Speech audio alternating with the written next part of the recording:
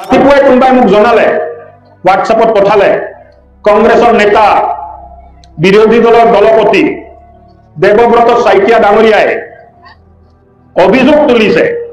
অভিযোগটো কি যে অশোক সিংঘালে জনজাতি সংৰক্ষিত বেল্ট এণ্ড ব্লকত মাটি বেদখল কৰিছে।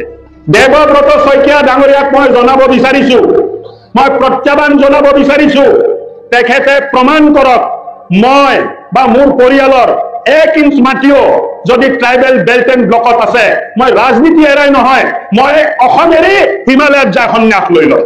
কিন্তু তেখেতে প্ৰমাণ দিব লাগিব, আৰু যদি প্ৰমাণ দিব নোৱাৰে তেখেতে অসমৰ ৰাইজৰ ওচৰত মাপ খুজিব লাগিব।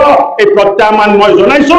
24 ঘণ্টাৰ ভিতৰত আপুনি প্ৰমাণ কৰক যে মোৰ আৰু মোৰ পৰিয়ালৰ ক'ৰবাত ট্ৰাইবেল বেল্ট এণ্ড ব্লকত দখল বা বেদখল কৰা মাটি যদি আছে, মই ৰাজনীতিৰ পৰাই নহয়, মই সামাজিক জীৱনৰ পৰাই ত্যাগ কৰি হিমালয়ত যায় সন্যাস। আৰু আপুনি যদি প্ৰমাণ কৰিব নোৱাৰে, আপুনি অসমৰ ৰাইজৰ ওপৰত মাপ খুজিব লাগিব। আমি দুৰ্নীতি কৰিবলৈ ৰাজনীতিত অহা নাই। ভগৱানে বহুত দিছে, কোনো চৰকাৰী ঠিকা মই কৰা নাই, কোনো চৰকাৰী সাবসিডি মই লোৱা নাই, কোনো চৰকাৰৰ লগত সাপ্লাই ধান্দা মই কৰা নাই। ভগৱানে ইমান জ্ঞান আৰু বুদ্ধি দিছে যে নিজৰ বাবে লাগতিয়াল উপাৰ্জন মই নিজে কৰিব জানিছো। ৰাইজক সেৱা কৰিবলৈ ৰাজনীতিত আহিছো। কংগ্ৰেছৰ চৰিত্ৰ আমাৰ নহয়। আৰু যিসকলে মোৰ বা মোৰ পৰিয়ালৰ বিষয়ে জানে, দেউতাৰ বিষয়ে জানে, তেখেতসকলে এই কথাত কোনোদিন বিশ্বাস কৰা নাই আৰু ভৱিষ্যতো নকৰে। মই দেৱব্ৰত শইকীয়াক প্ৰত্যাহ্বান জনাইছো যে 24 ঘণ্টাৰ ভিতৰত হয় প্ৰমাণ কৰক, নহলে অসমৰ ৰাইজৰ ওচৰত মাপ। ঠিক কৰিছে নে নাই ৰাইজ? সমৰ্থন আছে নে নাই মোৰ কথা?